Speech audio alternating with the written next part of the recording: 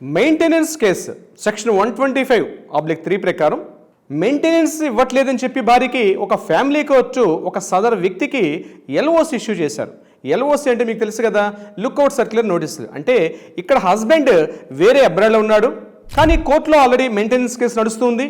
దీనికి సంబంధించి ఫ్యామిలీ కోర్టులో నిర్దేశించినటువంటి మెయింటెనెన్స్ అతను ఇవ్వడం లేదని చెప్పి ఫ్యామిలీ కోర్టు ఎల్ఓసి ఇష్యూ చేయడం జరిగింది. అంటే లుక్అవుట్ సర్క్యులర్స్ అంటారు, వీటిని ఇష్యూ చేయడం జరిగింది. అంటే భారతదేశంలోనే అతను కనిపిస్తే, భారతదేశానికి కానీ ఇండియా కానీ అతను వచ్చినట్లయితే ఇమ్మీడియట్గా ఎయిర్పోర్ట్లోనే అతన్ని అరెస్ట్ చేసి అతను జైలు పెట్టే నోటీస్ని ఎల్ఓసి నోటీస్ అంటే ఇది అందరికీ కూడా తెలిసిన విషయమే. ఎల్ఓసి అంటారు, రెడ్ కార్నర్ నోటీస్ అంటారు. రెడ్ కార్నర్ నోటీస్ ఎల్ఓసి కన్నా కాస్త హార్డ్గా ఉంటుంది.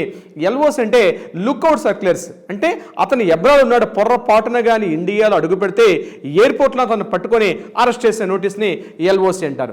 మెయింటెనెన్స్కి సంబంధించి మెయింటెనెన్స్ అతను ఇవ్వడం లేదు అంటే కోర్టు ఇచ్చినటువంటి ఆర్డర్ మెయింటెనెన్స్ అతను ఇవ్వడం లేదు అన్నటువంటి ఒక కారణంతో ఫ్యామిలీ కోర్టు అతనికి ఎల్ఓసి జారీ చేసింది. అయితే ఎల్ఓసి జారీ చేయడం సరైనదా కాదన్న విషయం మీద కర్ణాటక హైకోర్టు జస్టిస్ లలిత కన్యగంటి గారు ఒక అద్భుతమైన తీర్పు చెప్పారు.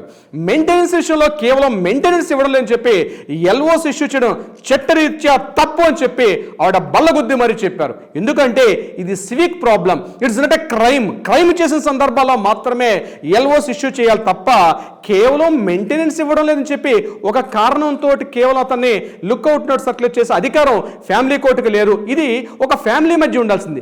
మెయింటెనెన్స్ ఎవరికి ఇస్తారు? భార్య, అదేవిధంగా తల్లిదండ్రులు, పిల్లలు, వీరికి మాత్రమే మెయింటెనెన్స్ ఇవ్వాలి. ఈ కేసుకు సంబంధించి అది ఫ్యామిలీకి సంబంధించిన విషయం, ఇది క్రైమ్ కాదు.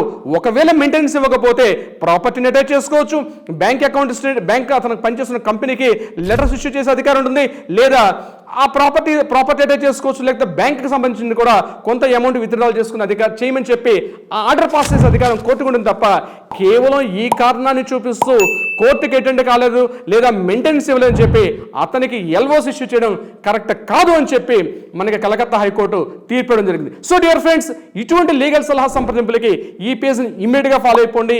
ఈ వీడియో పైన మీ కామెంట్ని కామెంట్ బాక్స్లో తెలియచేయడం మర్చిపోవద్దు.